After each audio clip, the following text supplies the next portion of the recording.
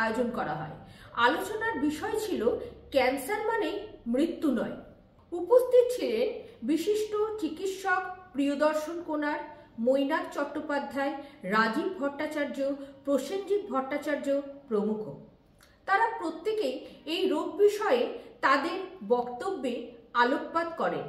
আলোচনা সভার পাশাপাশি হৃদরোগ ও ক্যান্সার বিষয়ে একটি চিকিৎসা শিবিরও অনুষ্ঠিত হয় এদিন। আয়োজকদের পক্ষ থেকে তনুশ্রী আলী ও সপ্তর্ষি ঘোষ জানান, এই শিবিরে বর্ধমান শহরের মানুষের পাশাপাশি বর্ধমান 1 ও 2 নম্বর ব্লক এবং ভাতার ব্লকের মানুষরাও উপস্থিত ছিলেন।